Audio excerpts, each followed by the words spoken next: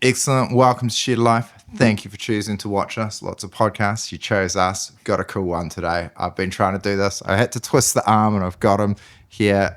Coach Shaun George, Team George Promotions from Never Surrender Boxing. We've known each other 4 or 5 years since I've been turning up, trying to stay fit at boxing with the kids. Coach Francis Waitai, Tasman Benny. Going to be lots of cool stories, lots of takes out there, and find out the story behind the man today. But we thought we'd start off with the king of the knockouts. It's about 6 weeks ago. Did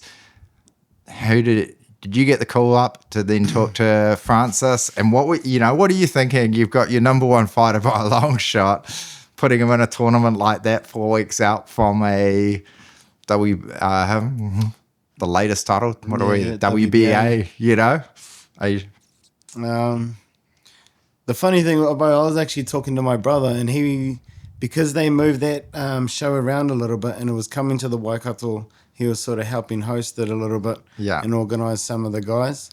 And he was actually complaining about a guy that had just pulled out. He was running, this bloody guy pulled out 2 days to go. And then I just sort of floated the idea would they be keen to because I already knew some of the names, the bigger names that were floating around that were in there. So I just set them up just asked them, do you reckon that they'll let Frank in there? Yeah. And then, we had a big discussion on, was this the right thing to do?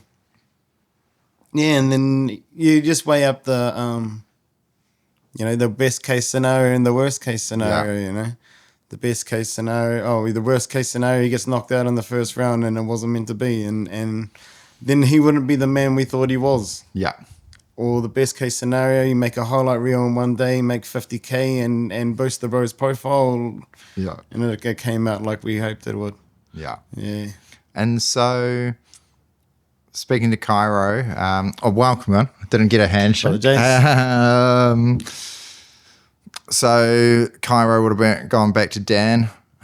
Dan Hooker does he have the final say on who's going to go in there? Asked Dan first I went and asked Francis, and but I knew there was something that Francis wanted to do. Yeah, he's talked about it with me before, and so I went back to Francis and said, bro, if it's all go, can you make the weight by Sunday? Yeah, and then. Yeah, he paused for like a split second. There was like a silent 1 second, and then, yeah, bro, that's us. Nice. And then and that's what I usually get from him, a quiet 2 seconds. Yeah, that's us. And then I'm off to go do my thing. Yeah. Yeah, and then, Cairo took it to Dan. Dan said he's in. Mate. So we ran it. Nice. And then what was the day like? A little bit nervous, especially on the way over there. Frank's trying to drop his weight and I'm hyping him up all the way over there, bro. This ain't boxing, bro. You get in there, fucking scrap these guys, This is a rumble, bro. Yeah. We're into it, just hyping him up. And from the Thursday to the Sunday, I'd been calling him Frank Dukes. Off Bloodsport. Yeah. All the time, bro, just at work and stuff, I was just randomly yelling out, let's go Frank Dukes. Just hyping him up, just trying to get him into that. Flip the switch the other way, But went over there, got it all happen, got weighed in, quick warm up, and then you're into it. And so just a bit more of observing it and then being at the latest BX9 on the weekend. Is it the same referee? So referees, doctors, what was in the background of this? A little bit different. They still have. Yeah. It's all above board. Yeah. You got to have medics there. The ref is a experienced, good ref, Tony. Yeah. He's the man. He did referee a fight, I think, on the BX9. Yeah. The kickboxing boys that were having a boxing fight. Yeah, nice. Yeah. No, that's where I thought I recognised him. Yeah. So he's a top guy, Tony, and he's involved in all those MMA and kickboxing, top kickboxing fights. And even that crew that does it, the sanctioning body that sanction those, they're a good team. They do that, not quite 1 minute scraps, but they're involved in the scene. Yeah, that's cool. And I think that's it. And I just sort of put it out there because people are like, oh, it's wild. And I was like, it's actually no different to just a martial arts tournament. In fact, the 4 ounce gloves are thicker than like you know, taekwondo and karate, some of them are either no gloves or it's like Yeah, thinnest yeah. bit of like, Yeah, karate used to be like bare knuckle. yeah. You can just not punch in the face, but you're still punching them in the throat, neck, Yeah. everywhere else. So- yeah. Yeah, man. So, and what was it like to see Frank flip the switch from being like super precision boxing, always, you know, in and out, working the jab to the body, to just having to go 1 minute straight out headshots only? Well, I've seen like spurts of that of him over the years, you know, been together for a little while. So I knew what he was capable of, and that's what I thought going in there too. Like, even though some of these guys are MMA kickboxers or whatever, they've still got to stand in front of Francis for 1 minute as well, blazing what he's got. So, you know, they're gonna have to hold up on their end as well. It's not going to be just one-way traffic. So, No, not even close. yeah. And what was was there any other highlight fight that stood out for you out of that one? Yeah. Forgot the young boy's name now. Jason Honor. Bro, you got that mean overhand, brother. That was mean. Yeah. Landed that, and he was sitting right in front of us at the BX9 too. He came up from the South Island to support some of their boys. Nice. Yeah, and he trains with the old mate of ours. So yeah, that was cool to see the underdog land the shot when no one thought he would. You know, that was pretty cool. Yeah. Awesome. And did you go along to the latest? You were there on Sunday for the Daddist? Nah.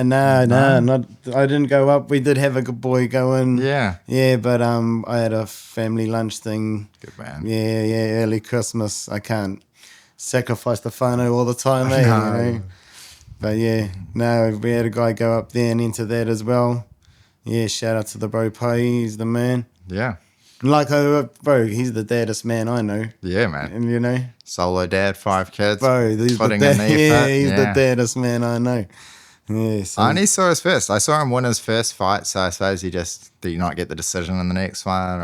The next one he got rocked kind of early, and he was making a comeback, but you run out of time pretty quick, and it got called. But no, good effort from the bro. That was mean. I think that was awesome. It was awesome of what he thought. It was just show the kids, take an opportunity. Yeah. Lead by example, you know. Yeah, all those kids are going to be, they're good at boxing anyway, you know. But to just show them that you got to walk it, not just.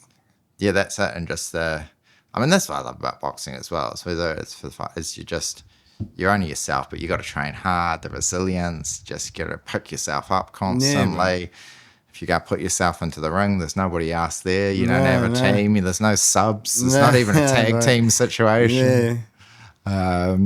All right, cool. Well, let's take us back to the beginning then. I think of brothers, sisters. Where did it all begin for young Shaun George? Yes, I got one brother, one sister. Yeah. Yeah. Younger? Yeah, they're both younger. Yeah. I'm the oldest. So where are the parents? Dad's living down Wellington. When you were growing up? Oh no! So we started off in Ngarawahia. Yeah. Yeah. Started off in Ngarawahia, and went to primary school around there, and then sort of just the end of primary school, we moved to Ngatia. Yeah. Yeah. And what was the move from Ngarawahia to Ngatia? Bit of an extreme one, eh, bro? Yeah, it is. Yeah. And I think that was part of it, especially from my parents' side. Like, I was already getting in a lot of trouble in primary school. Yeah. And doing things that probably high schoolers probably shouldn't be doing. Yeah. And was that just the crowd? Yeah. Well, you know, you're a product of your environment until you get old enough to make decisions, eh? So absolutely. There's a little bit of that, bro. And it was definitely different moving to Ngatia. Yes, and so we're joking the other night. We were at Trader and we saw, what was it, the new roof 1964, and you're like, oh, that's how old you are, Jace. Like, no, I'm not 61. But you must have been then moved over like early 90s. You go from Ngarawahia to Ngatia. Yeah, late 90s. Yeah, it was somewhere around 98, somewhere just before I went to high school, to the end of primary school. Yeah, and so did the parents have to change work? What did they have to do? And like, why Ngatia? Yeah, change work, and I don't know. I know, like the old man, he was a bit of a hard case. He had a couple of houses and stuff, and I think we just sold up and thought, I'll put all my eggs in this basket over here and make a fresh start a little. Yeah, cool. Yeah, so.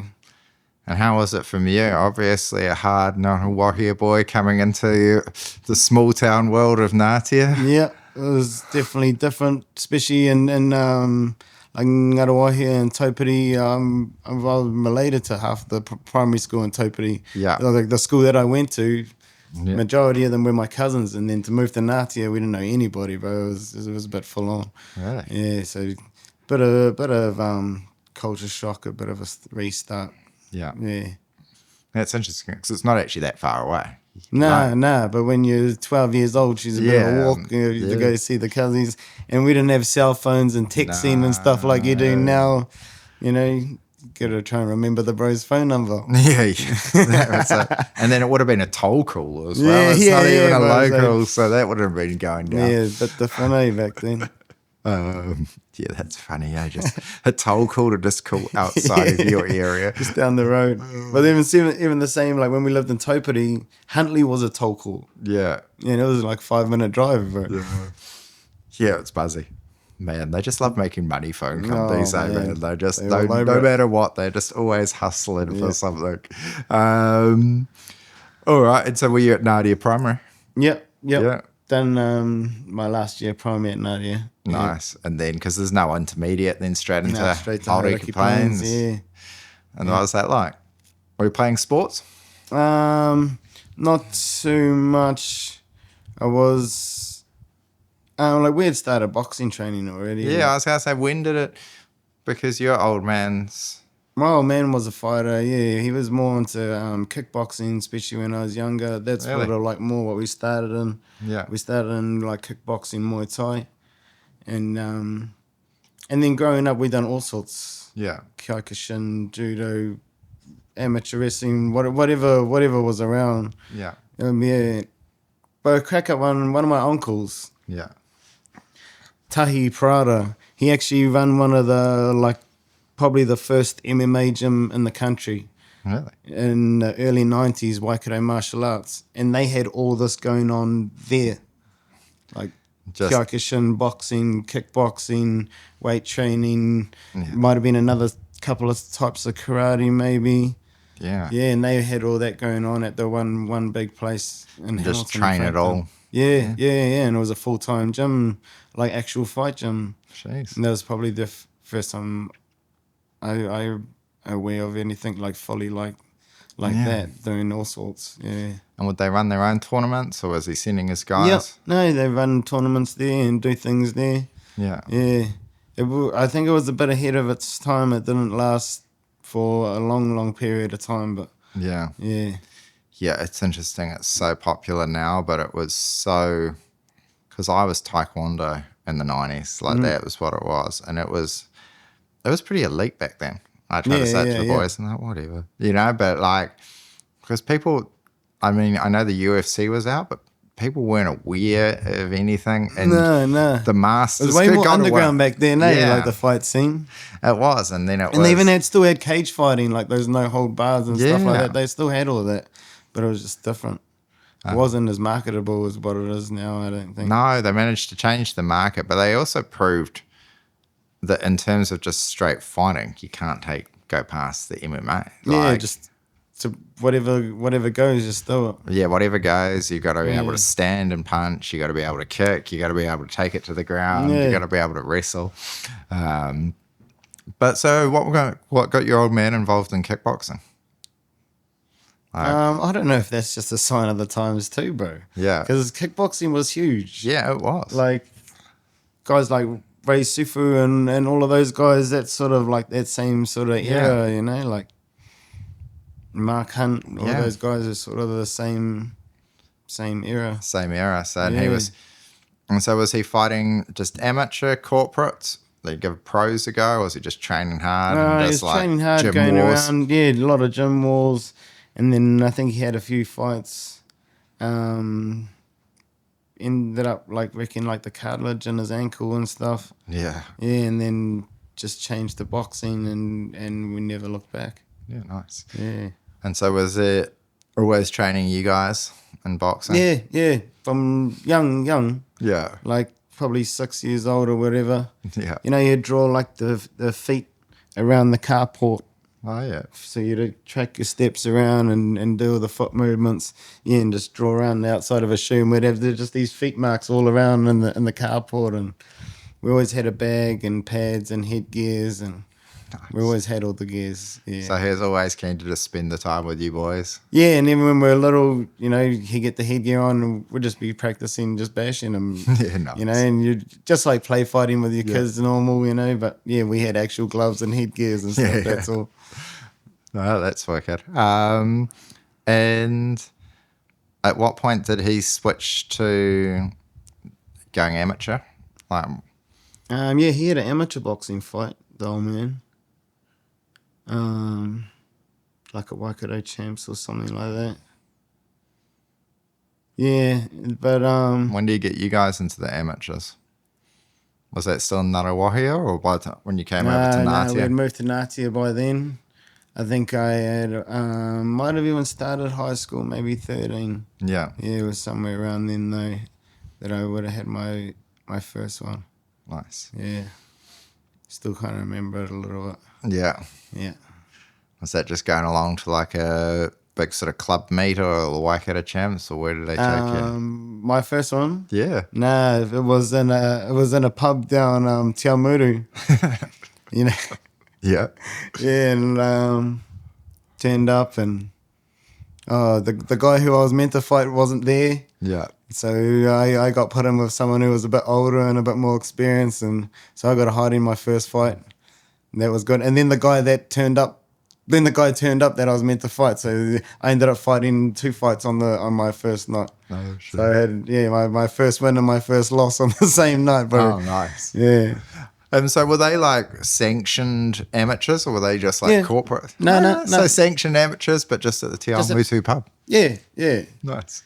And you know, the ring's a bit high. Yeah. And it was still smoking in the pub, bro. Yeah, I was going to ask if it was sort of ducking under the smoke cloud a little bit and trying to land your shots. But yeah, that was just old school, bro. Yeah, working.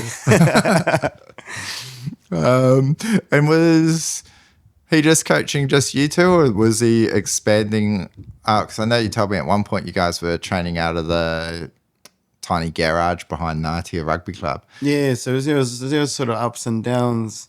Like the old man trained us as young fellas, and then when we first started fighting amateur, I actually had my first couple of fights for Morrinsville. Oh, yeah. At a boxing club, Morrinsville Matamata. Yeah. Yeah, my first sort of like proper boxing coach, that wasn't my old man. Oh, yeah. Dean Giddens. Yeah, he's still training boxing today down in South Island. Oh, nice. Yeah. Was it a different style of training between Dean and Torchy, the old man?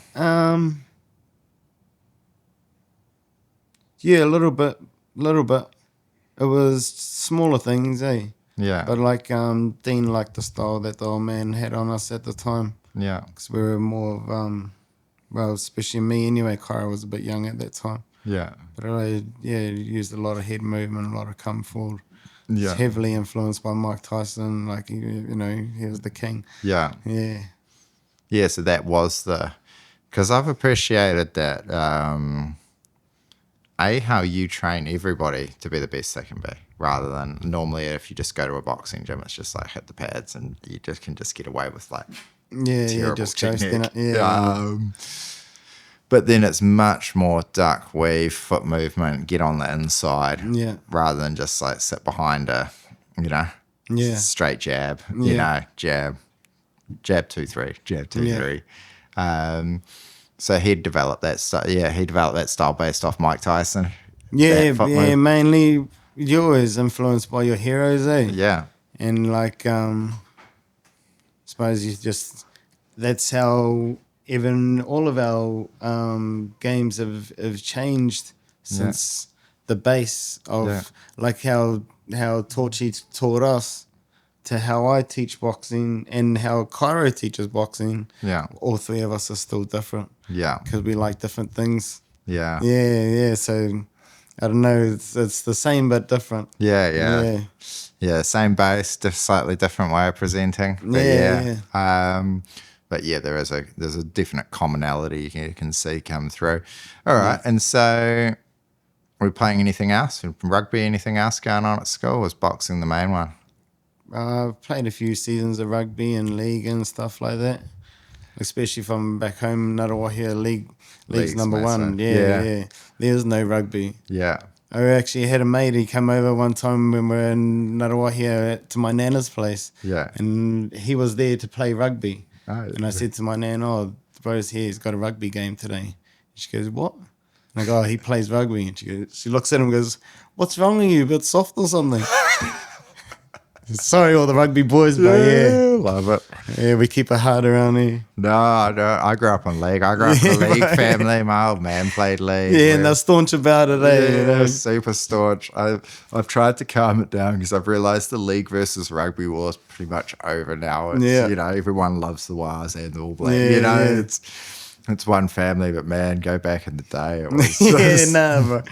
It was on, and she didn't even know the bro. That was the first time she was meeting him. She just slayed him straight away. Yeah. Soft. So good. Cool. Anything else of like growing up on the plains? Going through school? What was school like? Did you become a better behaved student? No. No? Nah. I left school at 15. She was not quite fitting in as well as I could have been. So, went to work. Yeah. And what was that, though? Was it just you found it boring? It was just too much fun being cheeky? Yeah, normal stuff, bro. You're a bit cool. Yeah. Yeah, same old stuff. I think... just not focused. Probably is too immature as well. Boys take a bit longer than others. Yeah. So you're probably running on a primary school brain when you're at high school. Definitely. For a lot of us, Yeah. And then it's not till we're 23 or whatever that we start functioning properly, really. Yeah, and start maturing. Right. Well, even that, it is. It's a tough one. It's often, I see it, so many boys are out of school by the time they're even... really thinking it through. I even see it with some of the, kids, Jack. No, that's it, sort of 18, 19, going, I wouldn't mind her of staying now, but the decision is, it's too late, bro. Past. By the time your brain's caught up, you've already messed it up. I mean, shout that out to France. I was really surprised when he was telling me the story that he had to leave school at 14, or, told he had to, is that he actually re-enrolled and when finished high school. Bro. Was like, that was pretty epic story. But I wanted to hear this side of the story. Dave Aloha tells us of when he first met you across the road. It's pretty funny that you guys' stories crossed even then. What was that? Yeah, shot Dave. I think, he pretty much, it was pretty much exactly like that. I was skating down the road. I'd heard that someone had been a bit of an egg to, a couple of my mates and stuff. And, seeing him got pulled up on him. What was Dave looking like then? Were you feeling... Dave's he might be a few weight classes above you. Yeah, bro. You're still a few weight classes above me, bro. But I always thought I punched above my weight a little bit, so I didn't mind too much. But, just stopped and sort of sussed him out. And I remember him saying, like, bro, I didn't even know you. I was fucking ask around, bro. And then just skate off.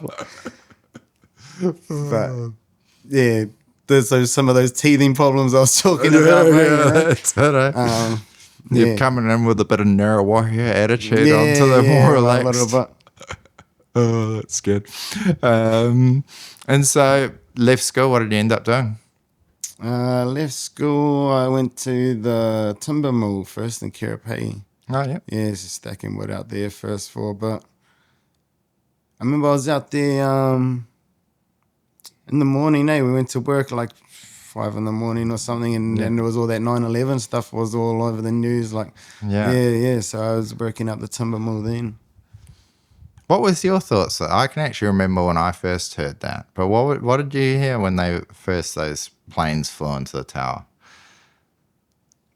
Oh, I don't want to have to say it on your podcast, but same as everyone else was thinking, really. Yeah. Yeah, I was like, oh man. What I thought was, because I was, a few years older, but I was only maybe, I don't know, 19, 20 or so. I thought, oh shit, I'm going to war. That's what I thought. I was like, oh no. You are thinking those kind of things. Yeah, I was like, oh man, am I getting, because you're just sort of growing up. We grew up where it's still people actively, the grandparents had been to wars, it was a pretty common thing in that there, and war wasn't celebrated. I sort of think it's pretty tough in New Zealand. Like no one was really celebrated for being in the military. No. It was more of a sad thing, eh? Yeah, then, like a big, my dad's a veteran type of thing. Yeah, I never felt my old man was in the Navy, and like he only they sent the ship up to Vietnam, but they didn't serve it. He went up and when they'd sent the ship to protest the nuclear bombs going off in the classic New Zealand. He's shirtless on a Polaroid with a nuclear bomb going off in the background. But I mean, he's still alive and no cancer, touch wood, but just crazy Kiwis. But there was no oh, no, thank you for your service type thing. No. But I think there wasn't too much longer before maybe does that stuff happen with Libya and stuff at the Olympics and stuff? Yeah. There was a few crazy things that happened. Yeah, crazy stuff used to happen, but you just sort of just felt. That was the first one that I was as a sort of almost an adult, but you're like, oh man, what was going on? And sort of thinking, man, lucky we're in New Zealand, man. Yeah, well, and that's what it turned out as. I mean, a few Kiwis no doubt went over and served in that. But yeah, all the boys that were probably similar age to us in the States, so many of them got drafted, sent over there. So, but did you keep going boxing after high school? So up and down with boxing. Because I was sort of up and down anyway. When I was at high school, bro, I wanted to be a pro skateboarder. Nice. Classic. I still kind of think I do want to be one. Yeah, why not? Yeah, well, some days. Yeah. But, so skateboarding was more my thing. And probably at the time, boxing was something that Dad made me do. Yeah. I wasn't really all for it. Even though I had talents for it, I wasn't all about it at that time. Yeah. And so I was do a year on, year off, year on, year off type thing. So I didn't end up having a whole bunch of fights. I just had just over 20 something fights as in the amateurs. Yeah. But I did carry on. I done another couple of years till I was about 19. Yeah, I had my last lot of amateurs about then, maybe a little bit younger. And then I sort of fell off the map for a little bit after that. Yeah. Because I was,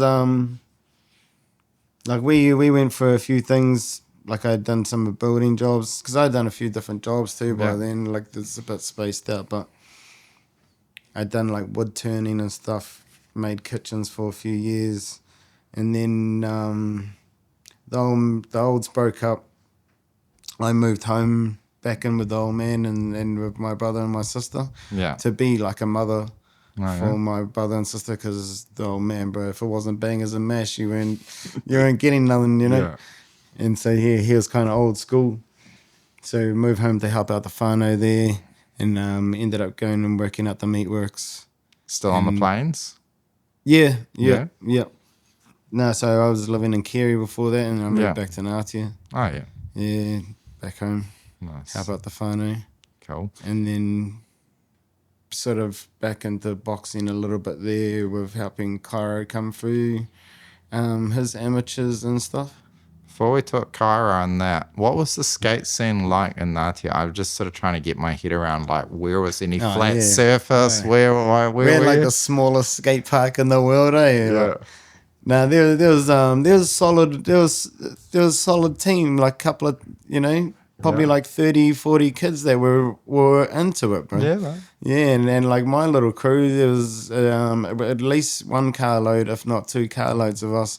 We'd travel around, go to Palmy, and we'd go down to Wellington on just skate mission trips for the weekend. Yeah. Yeah, and just go skate different spots and get kicked out of people's towns and chased out by the police and stuff. And trying to skate weird gaps and jump off roofs and weird times of night, bro. But yeah, man, it was fun, bro. That was real fun. Yeah, I loved it. Yeah, I always liked training, but yeah, I got some mates, shout out Eddie, he just loved skating. Yeah.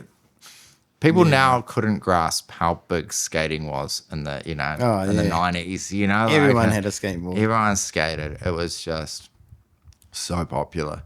Yeah, and then Brother Mark that's here, BMX is the same thing. It's the amount of dudes just going crazy. I'm like, skaters just all around town. BMX is just like hiding in the bush, just digging freaking jumps all day long. And even like the age group, like that sort of 17-year-old teenager, skateboarder, street life, it all sort of rolled in at that, especially at that time. Yeah.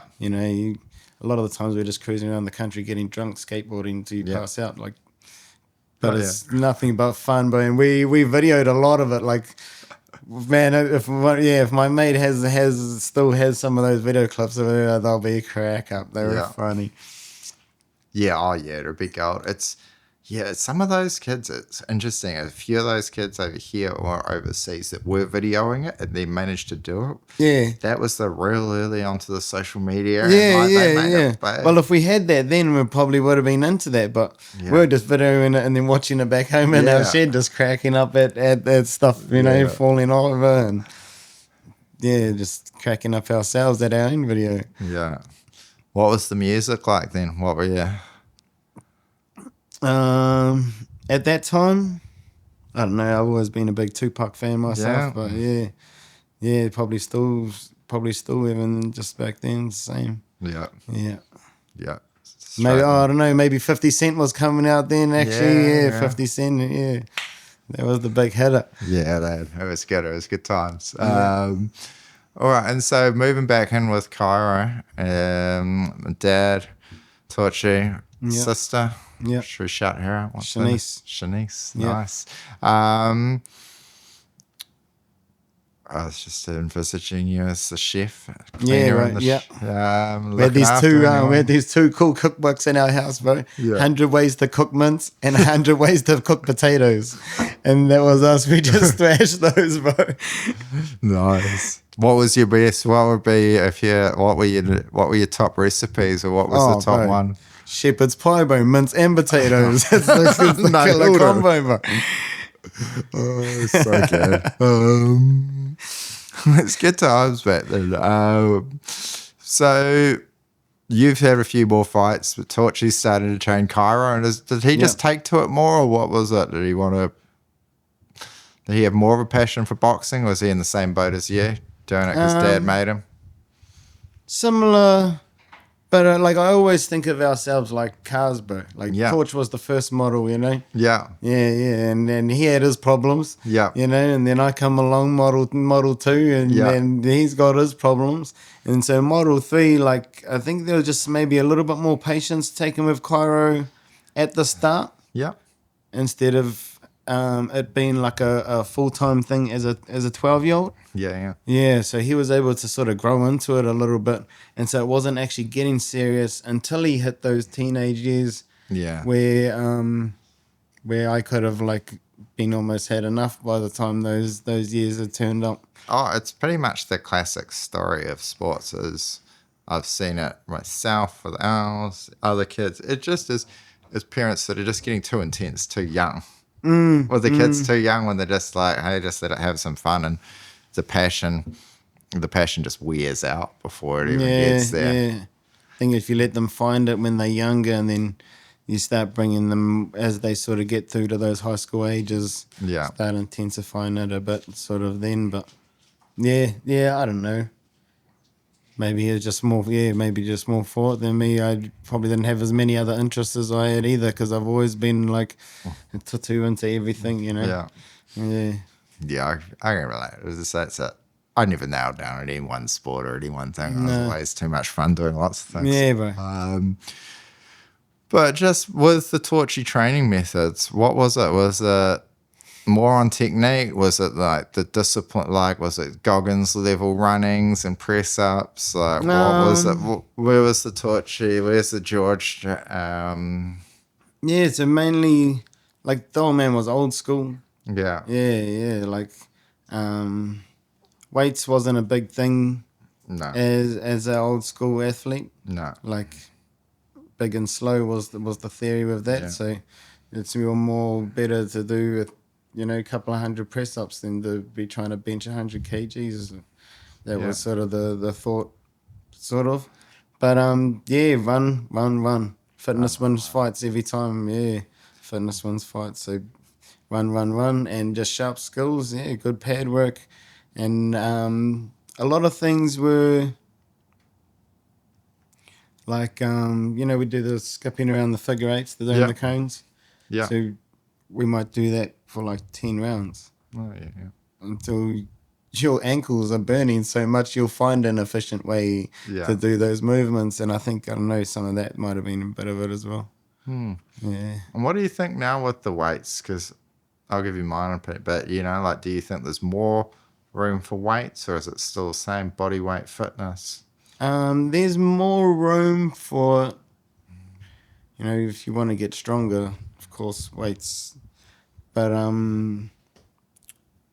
there's a place for everything, eh? Yeah. And it's about trying to, you're a sculptor when you're trying to build these athletes. Yeah. So if they've got a little bit too much in one area, you got to try and shave it down a little. Like, there's a lot of little things, like you can build the strength, but then without the ballistics and the plyometrics work, the strength's good for nothing really in a fight situation. So you gotta find the right ways to do it. Yeah, that's what I would think with. I've always loved weight training, but I don't think it was ever any benefit. No, it would actually be a negative. It was just 90s, early 2000s, just like bench press, like real static, just standard limited range of motion, and that I could see it more of an opportunity with the kettlebells and like a full range of motion and that for the strength. But I also think that people just underestimate how strong you can just get with calisthenics, like press ups, chin ups, and then running. Like, fitness has got to win fights. It's fitness is always number one. It is. It's just seen it too many times, eh? yeah. The dude dishing the guy in the first couple of rounds, and then the last round he's got nothing. He's getting, just getting beat into a pulp. It's not good. So yeah, always be fit first. Yeah, fit. No, that's cool. And so, then how did Kairos come up through it? So he gets into the amateurs a bit later on than you. Yeah. So did he have to fight in the Te Ao Muru pubs with smoke-filled? Oh, probably some of his venues could have been even worse, But now the bro didn't have the best amateur career, to be honest. But he fought a lot of top amateur guys, and he had nowhere near the experience. But he had the life experience, but not the fight experience. He had been in the gym and been around, but he hadn't had as many fights as him. And so some of those guys, they might have been had 30 fights, and he's had 5, and Kairos in there right with them. Yeah. Yeah, so he got pushed along a bit harder in that kind of sense. But we're, I think by then too, we were training him to be a professional. We didn't care about an amateur record or who he was losing to in the amateurs. No one cares. Yeah. So you use it what it's there for, get the experience. So when you hit the pro scene, you're good to go. And was that like a family decision? Like, you guys had started thinking, hey, when, Cairo could be a pro, we want to train this up. Was that from you? Yeah, well, I think it was just a dream that I never got to get over the line. Yeah. Yeah, and the bro did. Yeah, but I'm just trying to ask, like, where did that come? Because it's, it's not an unusual situation, family, Ngātawahi, go to Nadia, training hard, like dad's, done some fights, it's training, but not necessarily like, hey, one of you boys could be pro, and then start working with older, like start planning that out at the amateurs, like actually thinking it through. To be honest, it was probably us just pushing it on him the whole time. Yeah. Bro, when you're champion, you're going to do this. Like, bro, when you're champion, there was no option. You were going to be, that was it. Yeah. Yeah. So you just put the label on him. You're going to be a champ. We've got this. Yeah. It's just fulfill the prophecy later, bro. yeah, you can I don't speak know. reality into the, a lot more than. So there's a little bit of that as well. Yeah. And then how did that one go? So you're still working once you're back home, back in Yep, Ngatea? working hard, and I had a little business like building garages and fences and decks and stuff. Cairo got kicked out of school real young. He worked with me. Yeah. The old man helped us start it off, and then he moved off on his own and left us to it. So yeah, so I'd go to work, and then I'd take Cairo to work, and we'd get home. He'd have to go for his schoolwork and stuff, and yeah, just. So is this just down to you three kids only now? Yeah, well, once I moved home, bro, we because we had that little business going. Yeah. Me and Cairo pretty much worked a month for free. Send Yeah. my sister to go live with her mother. Ah, I say her mother, but yeah. I haven't talked to her since she left, so it's been over 23 years since I've seen her. Dang. Yeah, so I don't know. Don't talk to strangers. Yeah. Very cool. And so you're running the little garage Yeah, we're just still training out of the garage at that point. Yeah. And I'm I'm a sparring partner, a bit of a used up, Yeah. So Cairo give me a hiding every night and help him work his way along. Yeah, and then until he was ready to go, and that was another hard part for us when he turned pro, because he had a hard motorbike accident when he was young. And so, okay. So how long, let's try and set the scene slightly. What are we, like 2005, 2008? Yeah, somewhere around there, 2005-ish. To 2008, he had that accident, and then he turned pro after that, and that's when we started the Model 3. Yeah. And so how did the building, let's just go down a different tangent. How did you set up into doing your own handyman building? Like a garage? Well, I was after I left the mill, I was only there like a year. Yeah. And then I left there, I went to wood turning, making model trains and planes and weird things for an old guy out Tura on a lathe. And then from there I went to making kitchens, and I was there for 2.5 years with Waitai Joinery, making kitchens and stuff. And then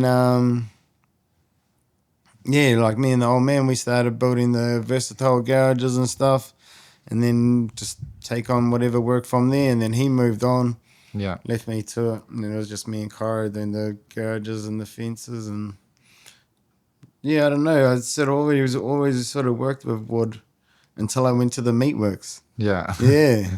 Yeah, nice. And so Cairo has an amateur career, doesn't really set the world on fire, but that's fine because it's all just about getting the experience, aiming towards the pros.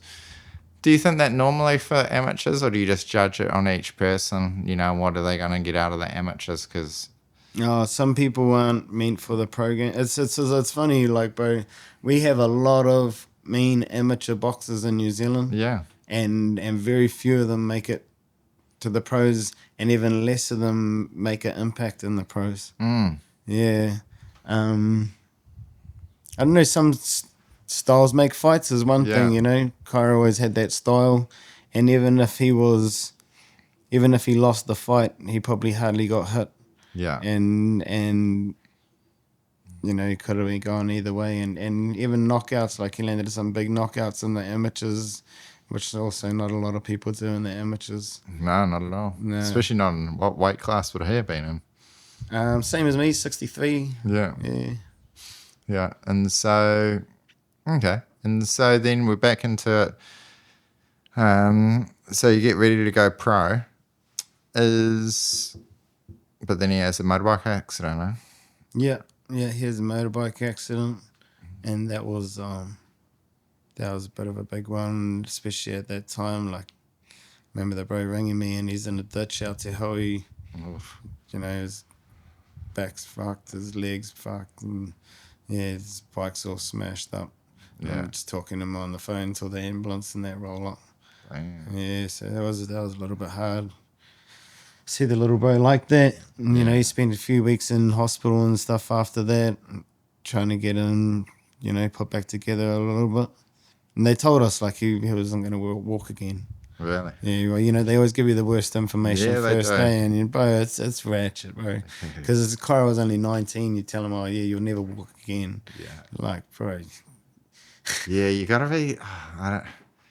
Yeah, they always sort of lean towards give them the worst and then just walk away, and then it just depends on what your mindset was before and the people around you. Well, it took a lot of us trying to take that away from, like, bro, they didn't know what the fuck they're talking about, kind of thing, you know. And yeah, a year later, Kyra had his pro debut. Yeah, man. Yeah. Yeah, awesome. Get on her. It's so common though. I tore my bicep off my I tore my pec off, and maybe 5 years ago, and they were all like, "You'll never bench press again. You'll never play never do sports. anything You'll never again." do anything again." But I was much older at this point now, so you know, like late 30s. But I was like, man, I've seen people fall out of the sky. I've seen enough motivational videos that I am heading back on that thing, you know. I'll probably always be stronger now than I was then. It's that same thing. It's so much more mindset. But yeah, why New Zealand doctors have to be so negative like that? Yeah, better that shit. All right, but were you guys still the main coaches? So Kyra comes back home. What gym are you guys training out of? When Kyra turned pro, yeah, so Dad's the main man. I was sort of like the number 2 in the corner, and still full-on sparring partner when I had to. Yeah, and then we went. That journey was a great learning chance for all of us. Yeah. To learn the next level of the game. Yeah. So we'll be ready for the Mark IV. Yeah. Frankie. Well, let's talk still Mark III edition. Yeah. So the Kyra edition. So, I don't know, let's say 2006, 2007 now. Yeah. Social media coming out at all then? How do you start promoting, or what's the business side of boxing looking like at that point? Have you guys got a gym, or are you still just training out of the garage? We're still training out of the garage. We ended up selling our house in Ngatea, and the boys moved to Hamilton. Yeah. And I moved to Pidal. Yeah. Yeah, because I've been working at the meatworks for so long. Yeah. I can't give up a good paying job like that, so yeah, I never went with them. I stayed in this area. Yeah. Yeah, and then the boys went to Hamilton. They set up over there, training out of Kirikiriro Marae. Oh, yeah. Just in the wharenui and in the wharekai and stuff, and they never had, 2-time or 3-time New Zealand champion never had a boxing bag in their gym because you couldn't hang it in the marae. Yeah, no, it was all pads only. So it was pretty stripped back to basics when we lost our home gym, because our home gym was pretty mean. Like we had a ring and everything in the shed and we had like a 9x6 garage. Yeah. That's a big garage. Yeah. So we had enough room for a ring and bags and all the toys that you need.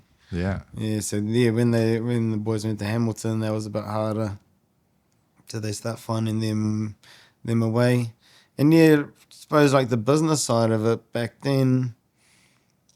But like old school boxing promotion shows. Yeah. We're writing out the tickets, you're writing all the numbers on the tickets by hand, bro.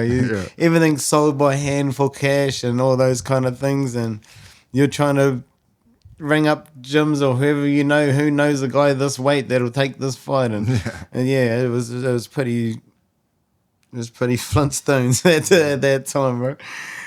And when did you guys first start trying to put on your own shows then? Kyra's first fight. So Kyra's first fight. We jumped straight into it.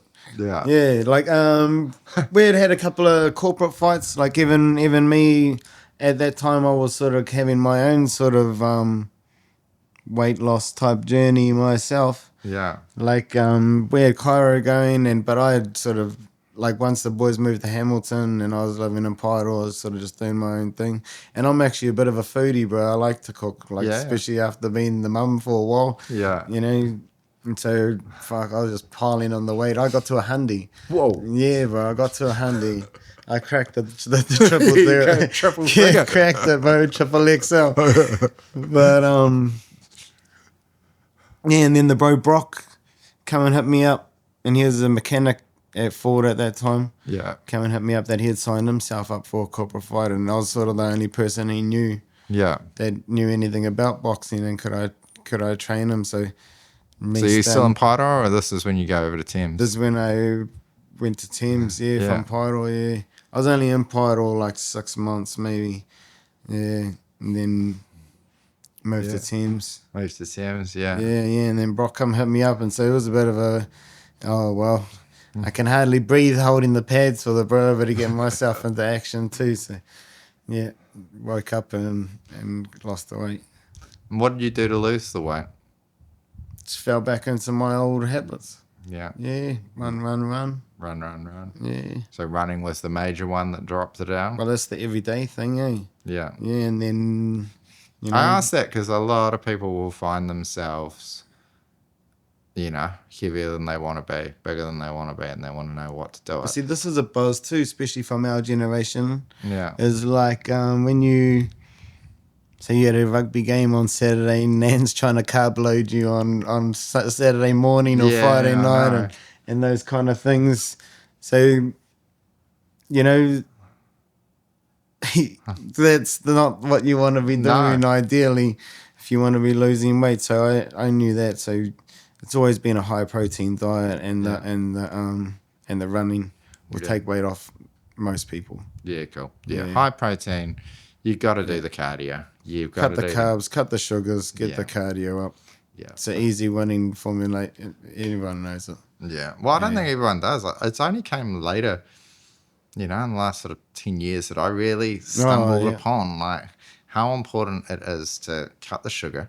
Yeah. You know, like look at everything and go, you know, I was still trying to lose that and like smashing baked beans on toast, thinking it was healthy. Yeah, thinking you're going to lose some weight. And then you're like, what? There's like 40 grams of sugar in this baked beans. God knows what's in the bread. Better off having a can of Coke, eh? Yeah, that's it. Like literally gets to that point. You're like, oh, I could have just been drinking, E2 energy drinks, you know, thinking that this was some sort of positive thing. Like just a cup of sugar. Just a cup of sugar in there. Oh, man. The breakfast is the most important meal of the day, so I'm eating like a big bowl of porridge and that, and used to train. I've always trained hard, you seen it, but and like could never shift the weight. It was like, but it was just the diet. You've just got to. Diet's got to go hand in hand. Yeah, I mean, I'm a big fan of fasting now. I just don't eat breakfast anymore. If I need to, it's just don't. But you just don't need that much food. You know, like I sit around somewhere like 105 kgs was, you know, in good shape. It's just like I don't need much to go. No. Bit of protein, bit of fruit, and it's just like good to go. Come home, maybe have a bit more. Yeah. But it's you just don't need remotely as much food as you do. But carb loading, it was just like that's what All Blacks do. Yeah, you know, like, you got to eat pasta, more pasta. Eat your 7 wheat bix and get over it, boy. Yeah, no, that's cool. So was it the Chaos on the Coromandel, War in the Waikato? What was the first show that you guys put on? It was a War of the Waikato, but I think it was actually called even War of the Waikato. Yeah. Yeah, so that name's been around. Yeah. Yeah. And even that, bro, we had Claro, this like, you know, perfect first time opponent for his first pro fight. Yeah. Had a couple and, you know, it was going to be a good, and then boom, that guy pulls out. Yeah. On the day, we got no one. And then we got to pull a wild card that's like sort of pretty much fresh from the islands, bro. And he was a beast, bro. And we didn't know nothing about him. So Claro had to turn it up that day. It was a good first fight, bro. Yeah. Yeah. Who was it? Like fresh from where? Samoa, Tonga, Fiji? Yeah, I would say Samoa, just because of the bow that he came through. Yeah. But I don't even think he spoke English or not much anyway. Yeah. Yeah. But he could fight. He was a good fighter. I bet he actually fought very similar to Kyrie. It's just a little bit bigger in every direction. So it was a good fight. The bow was just a bit quick for him. And what was the result? Decision? Yeah, Yeah. Kyra won a pretty, just too fast, too Yeah. many punches. Yeah, So nice. it was good. Yeah. Out of it, I might as well ask Dave. I was surprised because Dave's half Tongan, but who's the toughest? Samoans, Tongans, Māoris? Where is it going to be at? Pakihas? Yeah, well, everyone has their strengths, eh, bro? Yeah, but as a general, I was surprised. I'll just say Dave Laura, he's like, man, Samoans, you can't go past them all. I honestly think so too, bro. Yeah. Yeah, I think, I don't know what they've got about it. They got Yeah. the discipline and the bone structure Yeah. hand in hand, eh? You know, us Māoris, we might have the one part and the fury, but we don't have the discipline most of Yeah. the times. And a lot of the Tongan brothers are the same. Yeah. Some of the ones that are like almost there, they just don't quite have the discipline to get it over the line. Yeah. Where guys like Joe show you that he has the discipline, and there's a lot of them. Yeah, There's a lot of Samoan fighters, bro. That Yeah, there's crazy amount of Samoan fighters. I saw some cool sort of meme AI poster with them all on there. Tua, Sifo, Hunt. It's just impressive. The amount of world class fighters. Yeah. From Samoa, which is only a few 100,000 people. Yeah, it's crazy. All right, good side travel. Okay, so when do you first start opening the gym then? And Thames. So Brock comes up. So Brock was a mechanic at this point, not a cop. Yep, he was a mechanic, and I want to say around 2010, maybe 2009. Yeah. Yeah,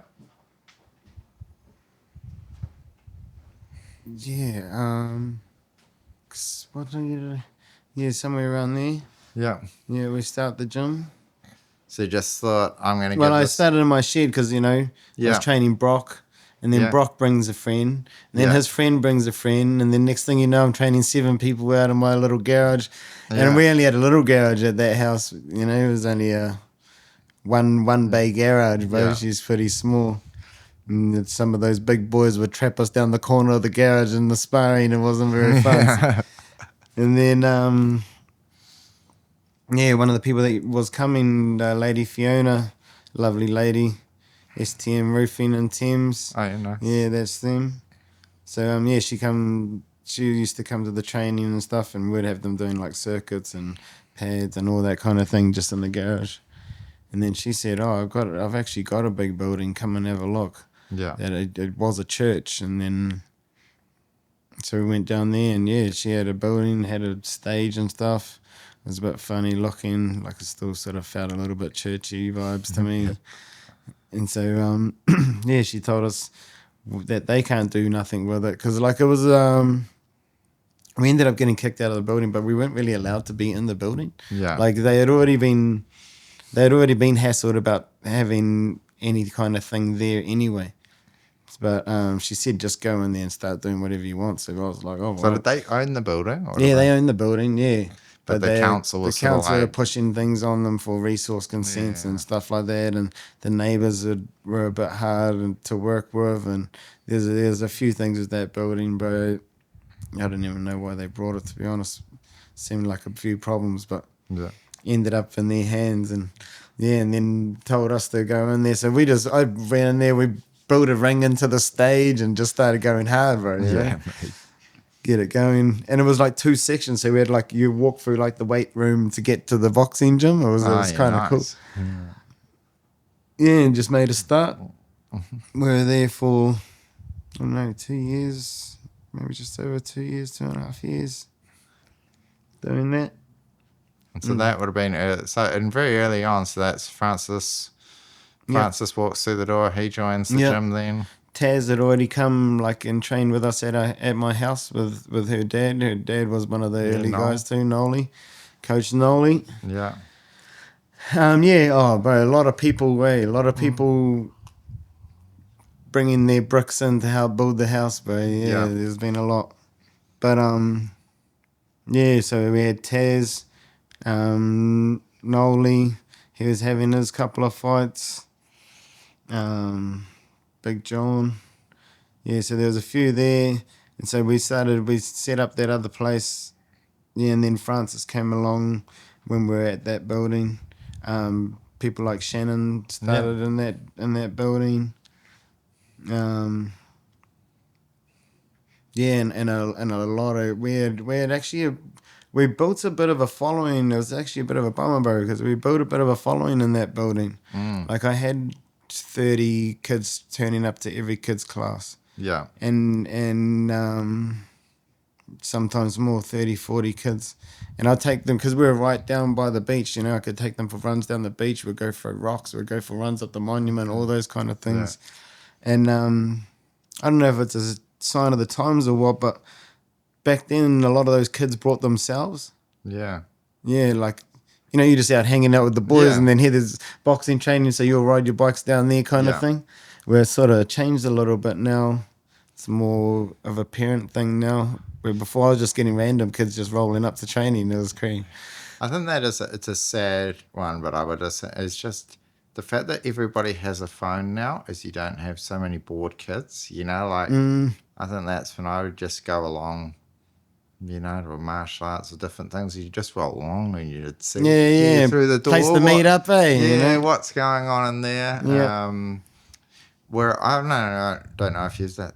I just noticed now, if you drive around any sort of suburbs or anywhere, you virtually never see kids on the street. No. Like, it's just constant ghost towns, which guts me a little bit because, from our area, you just see kids used to be everywhere, riding bikes, skateboarding, causing trouble, just doing these things. Whereas you can just drive around and be like, oh, are they all at school? And you're like, no, it's the weekend. It's just everyone's inside, scrolling away. So I think and then that's led to, parents being more, probably better in a way, but, more involved, but, then just take little Johnny, down to training then, and rather than little Johnny just being rolling around and being like, oh, this is cool. Yeah, because, it was pretty random just having that many kids just taking themselves off the boxing.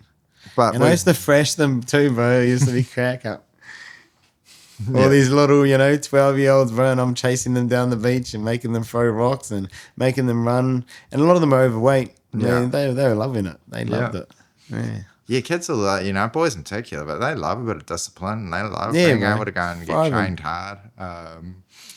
People mistake it as they don't realize how many people lean into discipline and lean into being pushed hard. Yeah.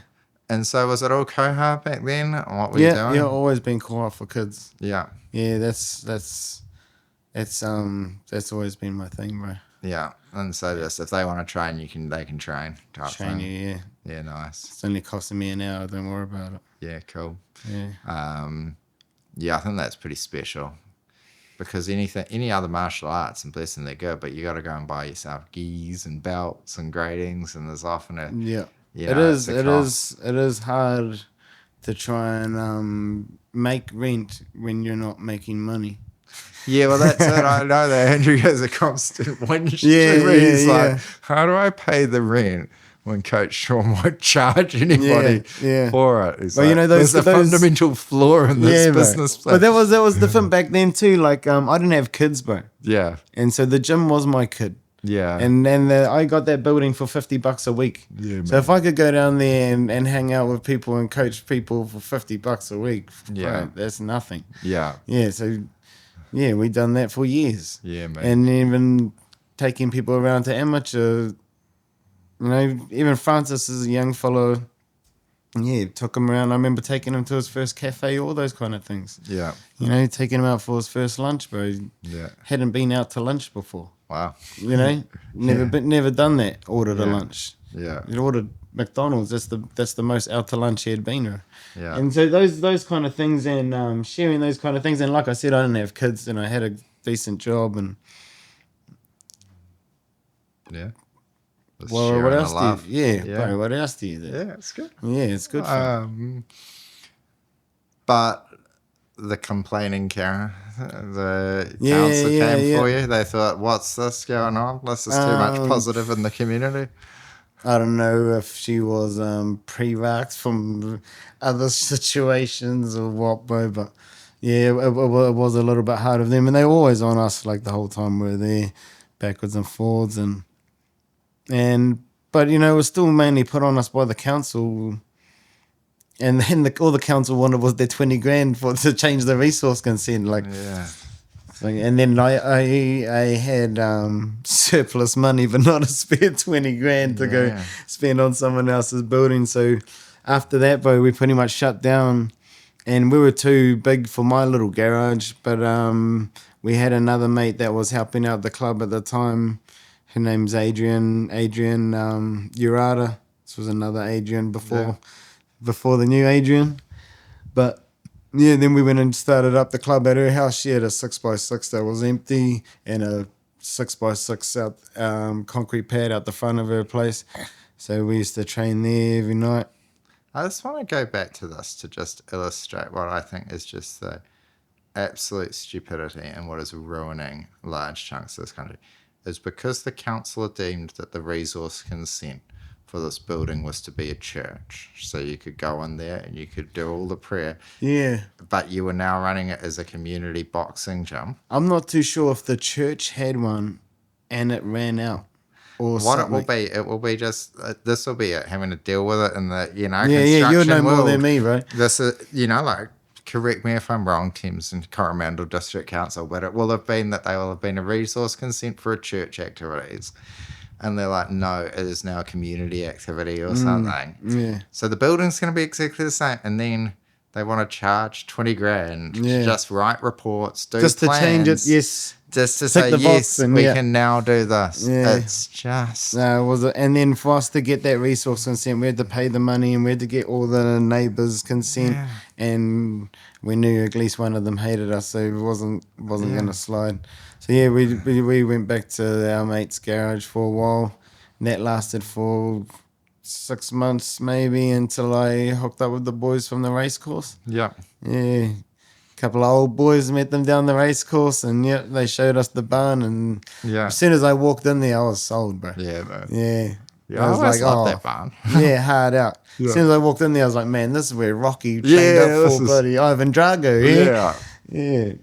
Yeah, that's we'll wear some shorts, or we'll have some of the pictures of the barn, but the barn is just, it was like the working class was bedding slips, It's like, so Thames race course is absolutely massive. It's not used anymore. Yeah. But they must have, the fancier people could have put their bets on over at the grandstands. Yeah, up at the members' bar and stuff like that. And then this sort of little shed was, it wasn't, the barn was just built to take all the betting slips. Yeah, right. Yeah, it was cool. And so the few dudes that are left running the race course, they're like, here you go. Here's the keys. I asked them, you guys got any spare sheds that we could set up a boxing club in, and told them the story. And then they said, oh, yeah, we'll come and have a look at this place. Yeah. You can have this for $50 a week. I was like, mean, yeah, it's right up my price range. Yeah. Let's go again, another gym for $50. So, yeah, done that. And man, I love that place. And even like the trainings that we used to have there, even when it was just me and Frank, it felt like we were hiding away from the world, working on something top secret, you know what I mean? Yeah, it was cool, bro. Yeah, no, that was epic. Yeah, it was fun. Towards the end, it was getting a bit wild when we had Big Richie doing the skipping. And I can believe how light on his feet he was for such a big guy. But you could see the whole floor started boom, boom, boom, boom.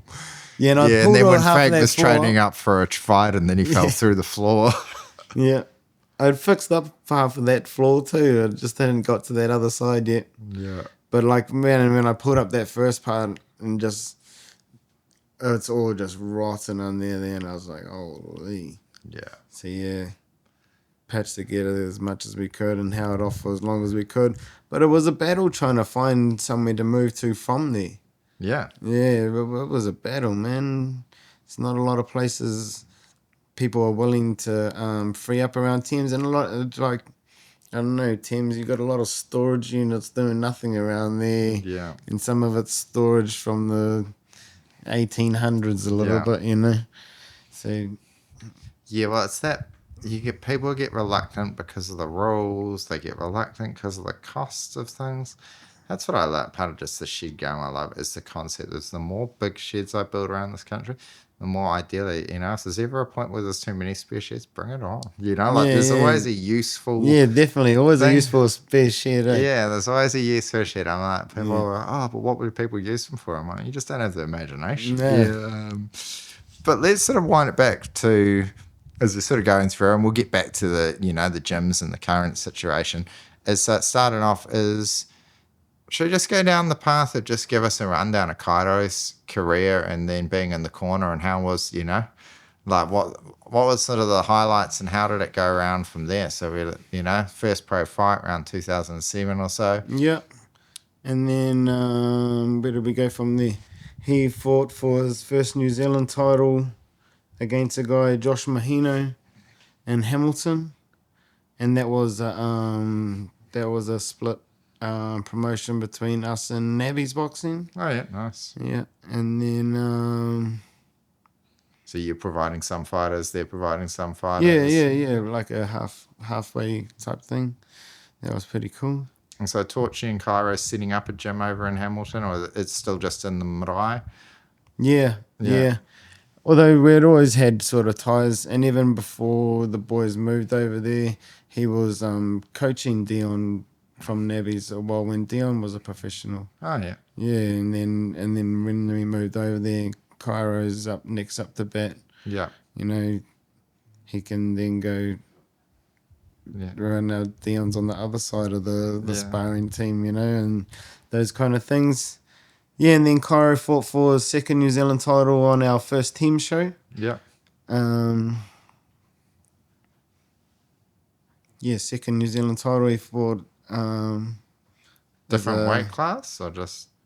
Yeah, his first one I think was a welterweight. Yeah. And then his next one was a super welter or light middleweight. Yeah. So that was 69 kgs. Yeah. Next one up. And then he fought... What was his next big fight after that? I think he won... that was in teams too. Yeah, he fought Nort Bochum for IBO... Asia Pacific, like what Francis has. Yeah, nice. And welterweight. And so did you guys have contacts in with the IBO? How did that sort of come about? Like, so you guys you're the Torchy, coach, promoter, manager. Yeah, you got to wear a few hats here in our little country, bro. Yeah. But, as you sort of move up the ranks, you meet a few people along the way and they can... Yeah. Oh, I know this guy. Like, you can see what you guys can qualify for. So yeah, there's a lot of ringing around and just asking these sanctioning bodies, like, where does my boy fit in the picture? Yeah. And then they'll tell you what you're able to reach for. Yeah. Yeah, and so, we got that. We got that over the line. And then I suppose the next big one from there would have been Cairo got signed to a promotional company in Singapore. Okay. Yeah, which was pretty random. Yeah. Yeah. But it was there's a few New Zealand guys going over there to fight on these promotions, and Cairo's always been a bit of a showman. Yeah. Yeah, so they liked the show, and young dude with coloured hair and tattoos putting on a show, so get that over there. And we went over there and Sparky ended up losing that fight, bro, and it was a bummer. Yeah. But the promotion still believed in him, and then they keep putting him on. Who was he fighting in that one? The guy Steve Fernandez. Good fighter, awkward southpaw. Oh yeah. Tall. Where was he fighting out of? Indonesia. Oh yeah. Yeah. Yeah. So it's rugged people, bro. Oh yeah, man. Yeah. So, and then I don't think Cairo was in the right frame of mind at that time either. Mm-hmm. We actually talked about this the other day. After seeing the bro propose to his missus in the ring at the BX9, Cairo had a similar idea when we went to Singapore. Oh yeah. And he was going to propose to his missus, bro, but he lost the fight and he didn't go through with what he wanted to do. Like, so he done that later on, but I don't think his mind was on the right job. No, I don't think. Maybe we're right for Jordan. He was just turning up. You don't want to add extra nerves to what you're already doing. Yeah, and that's a big call. Proposing, like that's you probably want to be focusing on the fight, youth. Yeah. Oh yeah. What's it like in Singapore? What were the events like over there? And was this the Oh, first time you amazing. guys were going to international fights? When was the first international fight? Yeah, like I think we had brought Aussies here and stuff, but we'd never been overseas as well. Yeah. So that was another big jump. Yeah. Yeah. So might have been trying to do a few things at once there. Yeah. Yeah. Because to be honest, Kyra never ever reached his potential. Yeah. He was actually mean. Yeah. Yeah. He was a lot better than what he ended up to be. And I feel like he could have went a lot further than what he did. Yeah. Yeah. What held it back, do you think? I'm not too sure what. There was a lot of things in the end there. You know, COVID played a major part of it. Bad time in there. Yeah. He's at an international level. Yeah. Can't get any international fights for 2 years. Yeah. And he wasn't getting any younger. No. And he had sort of lost his last one. He fought for a world title in Australia. Yeah. Got a mean head cut here. Oof. Went back on the scorecards.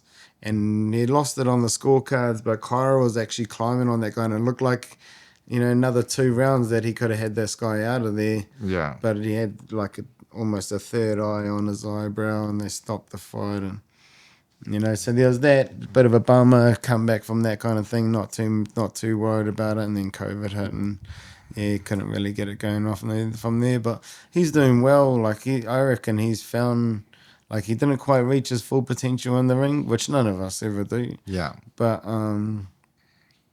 yeah, I think he's found his calling now with the managing and stuff like that. Yeah, he's got some mean fighters coming through. Yeah. And because we've had all that experience with him and stuff, it helps us know how to pave the way a little better. Yeah. Yeah. Yeah, it's interesting. Yeah, I think you've got to put in the discipline and the work, but then there's just so much luck that can come down into a fighter's career, being able to get the right fights. I don't think anybody grasps how much that you're often having to pay other people to fight. Like, you're almost begging some of them to fight, bro. Yeah. You know? Yeah, you're almost begging, bro. Yeah. Yeah. Yeah, because that's the trouble with Francis, isn't it? It's just trying to... Yeah. Well, he's just in that hard spot at the moment. Like, he's not super famous, so you're not going to get a whole lot of recognition. Yeah. He's a southpaw. He's a hard fight. He's fit. And if you have to go the distance with him, you're fucking 90% going to lose. Yeah. So he's a hard fight to try and to entice someone to take. Yeah. And so now that he's got titles, we might get some of these guys over the line, but then now they want $1 million or things like this. So yeah, it's always hard, bro. It's always hard. And it's just a constant hustle and a constant search for what's next. And like, was it yesterday or whatever, Terence Crawford announced his retirement. Yeah. Francis is ranked in the top 15 in the WBA right now. Yeah. Another 3 fights or whatever, we could be right there looking at one of those. Yeah. And because the champ's just throwing them in, they'll all go vacant. And so it's sort of up to who can get the money to get the title, to get the opponent. And there'll be a lot of scrambling going on right now. We know we're not in those financial positions, so we got to wait and see how it plays out. But we're lucky too. Like, timing's everything, eh? Yeah. And like, we've got Oz from the BX9 and the CSN team helping us out with the promotions, and he's keen on continually pushing New Zealand's fighters to the world, you know, and pushing his things up there. So yeah, we keep working with him, we keep pushing forward. Yeah, I've been really impressed with... Bring the opportunities to us, you know? Yeah, bring the opportunities, what they do on the back of the social media, what they do on the, you know... Yeah. commentary awesome teams, everything. It's been really cool. It's been super cool. Yeah, just being able to see what Francis being able to get in that first one with Mikey Hull, where I think my reading of the situation, they thought Mikey Hull was going to take, you know... was there going to take it, and he was going to take the title off Francis, but he hadn't done his homework on the Punisher. When you only ever won all your fights by, it is good on it. But like you only ever gone 4 rounds, and then I'm like, but yeah, there's a lot of love for Francis, and then that King of the Knockouts. I mean, he will have had literally millions of views now. He is now so much more known in the scene. But let's go Tasman Benny. And the Benny is the first ever female, New Zealand female to win a Commonwealth medal. I was out of the... Good old Tassie. How was her career, and what was that like, training that through? Yeah, well, she turned up just to keep up her fitness in between netball seasons. Yep. Yeah, and never went back. Yeah. Yeah. Once she got punched in the face the first time. She loved it, I think. Yeah. But no, I think someone like Tassie who just loves the challenge. Yeah. Come across something that she had never been challenged like that before and thought, man, this is me. Yeah. Yeah, and her small and quiet type nature would feed into the egos of some of these other girls. Yeah. And we'd play on it a little bit, even with her style. Like Taz backs up a lot and will walk you into punches. Yeah. And the more aggressive you are, the more you're gonna pay, pretty much. So yeah, she had a pretty good amateur career and done a lot of great things. Yeah, it was good to see how Tassie grew. Yeah. Yeah, it was mean. And then for her to go do that was cool. And I don't know if at the time she was in the Navy. Yeah, I can't remember. But she joined the Navy as well and done all that. Yeah, and that was cool. And we probably expected the Navy to support her even more at that time because of what she was doing. And she didn't feel like she was getting it from them, so she left. Yeah. Yeah. Now she's working at the kindy. Yeah. Nice. What was it? Where'd the name Never Surrender come from? And the logo. Beautiful logo. Yeah, so remember those old grey T-shirts? Yeah. And it just had the outline? Yep. Yeah, so the bro Aaron, he drew that picture. And Never Surrender, I suppose, I named the club Never Surrender. And it was just that mindset. Yeah. Yeah, win or learn, but just don't give up. Never give up. Yeah, because that's the best way to learn. Yeah. You know, if you give up, well, then you're not going to learn the lesson because you just throw it packed in the towel instead. So Yeah. I suppose that's just the mindset that I wanted behind the gym, and to always have that message there that like I've said before, if I just bang my head on this wall, I'm going to break through the other side eventually because I just won't stop until I do. Yeah. Just never give up. No. Yeah, man. No, it's awesome. When I first sort of saw it and I'd seen it floating around a little bit, I was just like, that's cool. Yeah. And then the logo and the... Yeah, like the bro Aaron done the first first model, bro. Yeah. And then we had... what was his name? The guy Illicit. Does the Illicit clothing. He done the second model drawing on it. Yeah, and then this is us now. Yeah, no, that's me. All right, so the Never Surrender. So we'll roll back through. So Francis turns up. Any other ones that of note? So we sort of took Cairo's career, going overseas, Singapore with Cairo, COVID hits. But what other things that are going on throughout it? How did it change, France, with Chloe and the kids? How have you been balancing that? Because it is easier if you're Balancing is the right word, brother. Yeah. Yeah. Like they always say, bro, behind every great man's even greater woman. Absolutely. Someone's got to hold the house together while you're out playing around with everyone else. Yeah. But at the start I didn't have kids. Yeah. So it wasn't so bad. Yeah. And then even when we sort of first had Brookie and things are coming along, not too bad, but as the family grows and financial pressures come and what are you doing? Still playing around down the gym a little bit. There definitely has had those struggles. Yeah. But yeah, I suppose just blessed to have a partner that believes in the dream with me. Yeah. And believes in me enough to make the dream happen, I suppose. Yeah. Yeah. What is the dream? Where's it? What is the... Spark the next model, bro. Yeah. And You so, know? yeah. To spark Frank. Yeah. To get the next model going. Yeah, So, yeah. yeah, it's all just succession plan, really. Yeah. Yeah, it's all succession. Like I think Dave talked about Chris Easterbrook that used to run the boxing in Thames. But I love that dude, bro. And even how he was an animal right to his 90s, bro. You know, and he'll come up and punch you in the stomach in the mall at 90 years old. And, you know, what are you looking, look at you. What are you up to?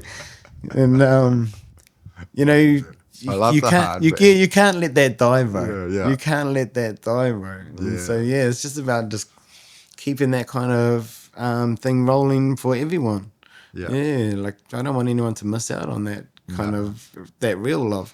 Yeah. You know, the love that your best mates give you. Yeah, bro. yeah, Not just absolutely. not just your workmates. Though you know your best mate give you the real love. Yeah, so you know, don't want anyone to miss out on that. Yeah, awesome. And so with Francis coming through, so you took him through the amateurs.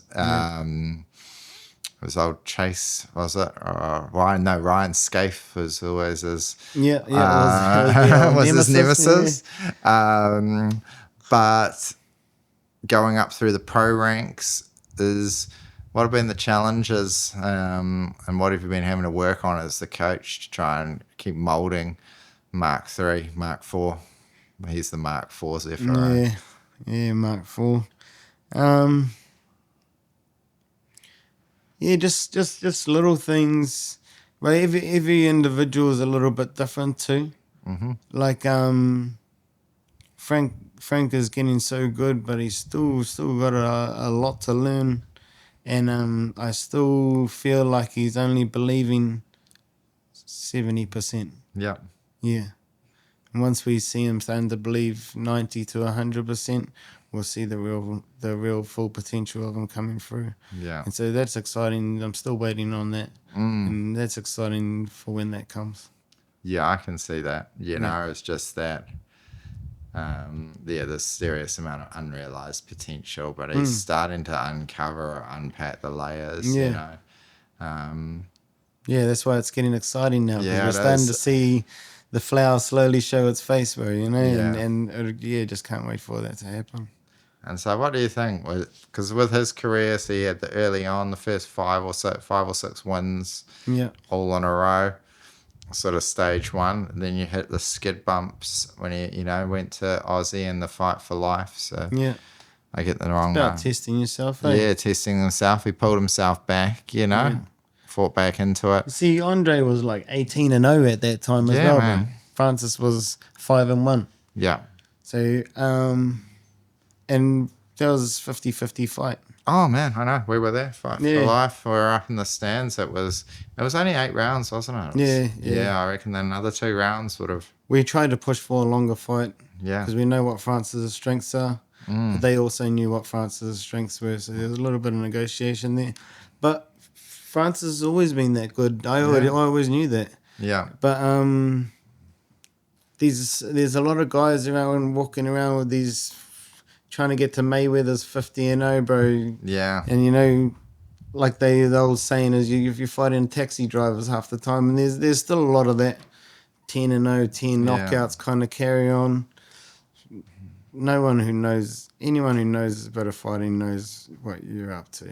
Yeah. And if you don't check yourself when you do get checked, bro, it's a surprise to you. Yeah. So it's good to not to ride these easy fights all the time. Like, you want to be tested.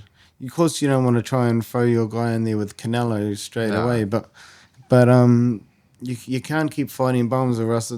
Well, sorry, bums isn't probably the best word. No, I think that's it. Yeah, I would say, fighting guys where you know that you're going to win. Easy fights all the time. Yeah, or it's like they're on the they're on the outside of the end of the career, or Yeah, there's always those guys, and those guys are good to fight because you're fighting an experienced guy. Yeah. So even though he was good 5 years ago, and he's not, you're going to learn a lot from that fight. Absolutely. Yeah, but there's inexperienced guys or guys who have never ever been to that level in the first place.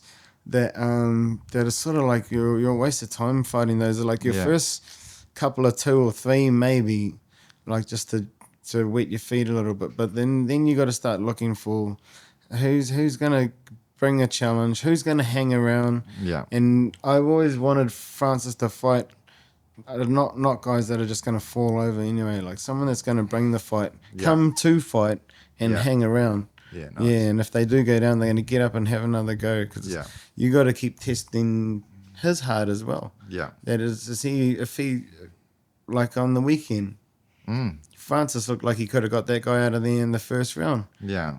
But no, that guy was incredibly tough. Oh, man. And if that doesn't come around, and now you've got to box another 10 rounds with this guy when you thought you had him in the first, it's testing your heart as well. Like, what do I have to do? Yeah. You know, and then we just keep telling him in the corner, bro, he wants to get a hiding, just keep whooping him, bro. Yeah, just man, if he wants it. Yeah, just keep dishing it to him, brother. He eventually stopped asking for it. Yeah. It's like, oh, come on, it doesn't hurt. And he's like, and then, maybe it hurts a bit. He started slowing down, being cheeky, eh? Yeah. And that's he still had some, like, maybe it was round 5, round 6. I still remember when Francis was going back on the ropes a little bit, and he just caught Francis with a clean. He could punch too, eh? Yeah, Strong, man. He could punch, and he was ready to do it. I mean, I was curious to his training regime because initially when he took off his shooting, this side doesn't look that fit. But I was like, bro, have you seen a ripped ass Chinese guy before? Yeah, I know. Well, that's what I was saying. That's what I was saying. They don't have the same body shapes as everyone else. I think there was a lot more dumplings going on. That diet, his diet he might still be rolling the late 90s, early 2000s. Some of them are tough, bro. Like the last guy that we went to China to fight, he fought Dave Nika the same night. He went 10 rounds of Dave Nika, didn't go down, bro, and he was getting a hiding just like the one that Frank fought. Like, these guys are tough, bro. Yeah, super tough. Oh, I don't know, there's been a bit of that Russian super potion, eh? You hear about that? Yeah, there's been a bit of that talk going on around that area of the world, so... Yeah, I don't know, bro, what they're up to, but they've made us something else. Yeah, I'd say there's definitely some super potion in this. There's also some, is just like we talk about in our neck of the woods, there's the Samoan fighting genes that are super strong. There's the next level of dudes, eh? I know that there's, it's off the top, but anyway, is sumo in Japan is now massively dominated by Mongolians. Mongolians have they almost took over the entire world with Genghis Khan. And everyone's sort of still happy to keep them under the thumb of China because they don't need old Genghis coming back. But the Mongolian wrestlers are so tough. They're so good. They're fighting. And so they're just going over and becoming sumo champs and just dominating in the sumo. And so I think that Northern, I'm not sure where he was from, but there's some hardcore.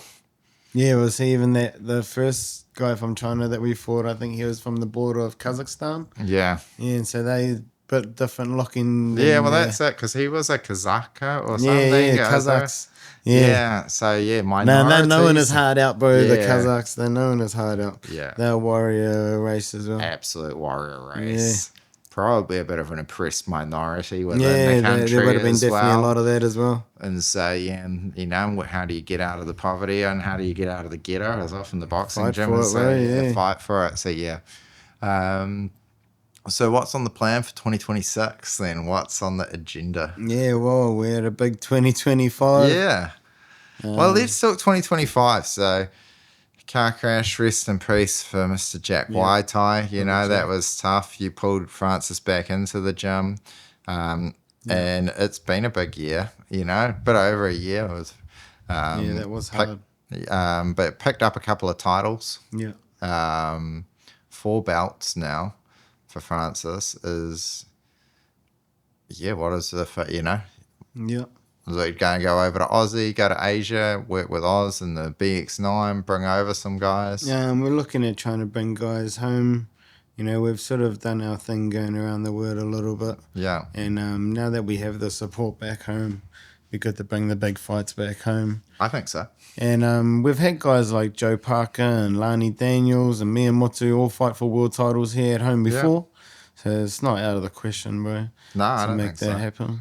Yeah. Yeah, well, I think that they've obviously come across a business model with subscriptions and then pay-per-views that are making it happen. It was cool. There's a lot of corporate tables and, everything on Saturday night. They're pretty popular on the Instagram, eh? Yeah, they're pretty popular. Yeah, you get some huge views and huge following. So it's very cool. And then it's, to my mind, it's a smart business model. You got to go like France Waitai. It's only coming up in terms of popularity. It's new type of business model to what we used to do too, eh? Compared to the old school, go get your sponsors and beg for your money and...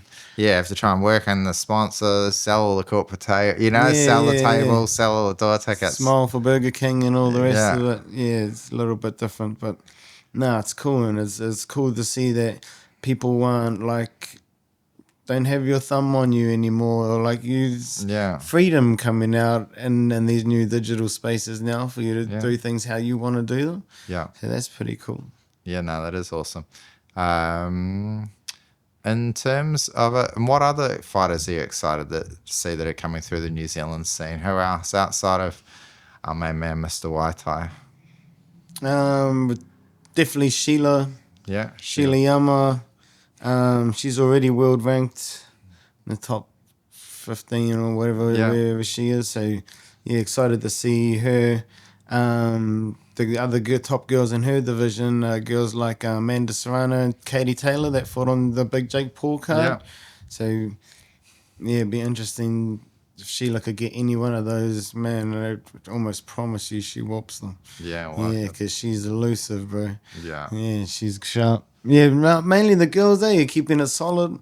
Like Gria had the big knockout on the weekend. Yeah. And like she's still very young and she's got a long lot of growing ahead of her. So be interesting to see what she does with it as well.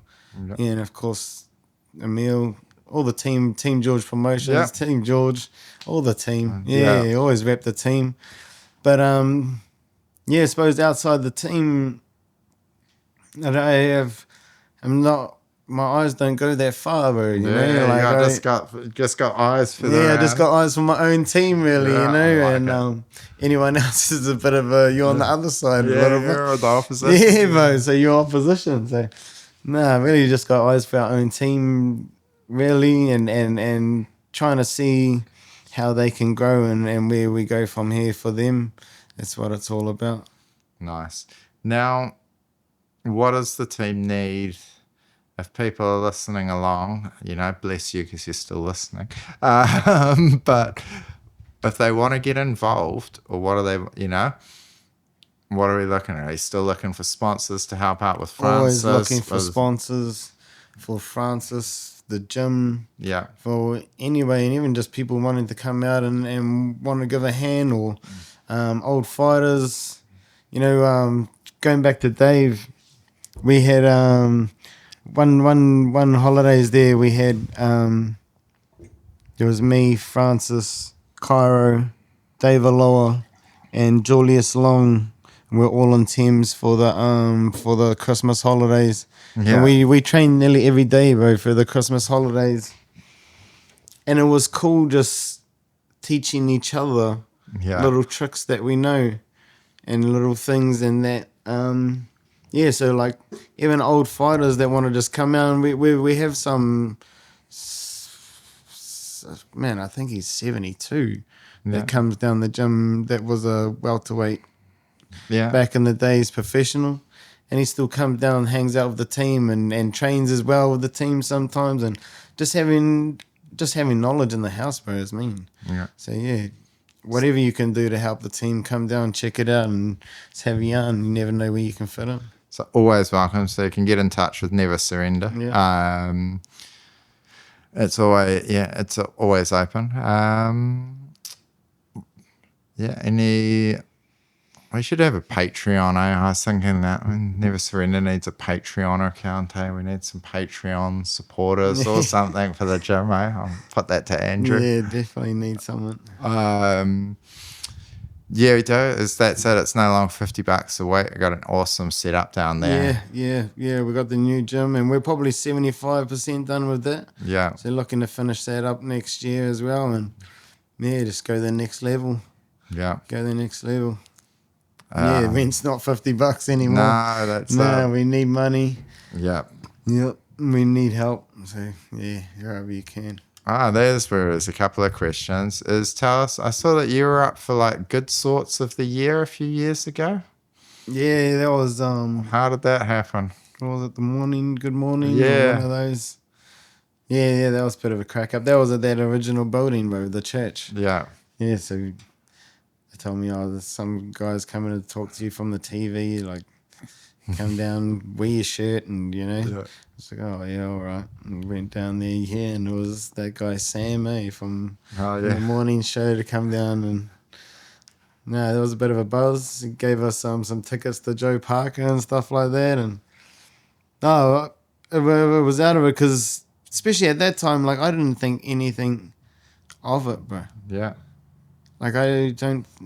People are like, what, you go train people's kids for free? I don't even think anything of that. Like, that's fucking not even a deal to me, bro. Yeah. Yeah, that's nothing. You think of...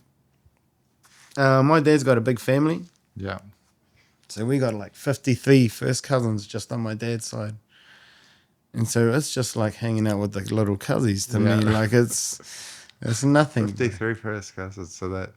I think there's So how many brothers and sisters has your dad got then? 13. 13, man. Yeah, so there's a bit of a tribe out there. Yeah, that's I can see how you could fill a primary school. Yeah, that's what I mean by that. Like, we're all cousins at that school, bro. Yeah, and then like we had, Dad's cousins had massive families of 15 kids and stuff. That old school breed, Yeah, nice. So, we were half the school. Yeah, man. Yeah, that's all. That's why it never occurred to me, and I'm not charging kids. Yeah. And like I said, a lot of these kids brought themselves to training. Yeah. I'm going to go, bro, you're 7 years old, but where's my money at? Like, come on, my bro. Let's go. As long as you put the work in, it doesn't matter, right? Yeah. Yeah, and that's what I want. That's what I really like to try and push on the kids, that I don't want your money. I just want your sweat. Yeah. Yeah, the sweat's enough for me. Yeah, just want you to work hard. Yeah, man. Yeah, if you're showing the work ethic, that's more than enough. Yeah, no, I'm all about that. What else do we want to think? I was just wondering that one, as like a Māori sports person of the year or something, as Francis Waitai's got to have to start getting noticed. Yeah, sort of thing. Is it starting to get into a pretty big deal, what he's achieving? Like, who else on the New Zealand fight scene's really putting in the amount of fights, year in, year out? He's always, He's always putting in the work. And Frank's always put in the work. Yeah. And I suppose that's one of the things that I push on all of them is just because you had a win yesterday doesn't mean you don't have to work tomorrow. Yeah. Yeah. You got the payday yesterday, you still got work tomorrow, bro. You still got to think of the next week. Yeah. So, just keep working hard. If you actually want it, you'll work for it. Yeah. If you don't want it, well, you won't work for it.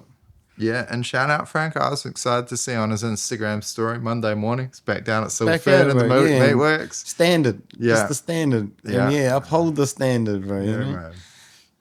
Yeah, that's a fighter's life. It's not an easy life, that's for sure.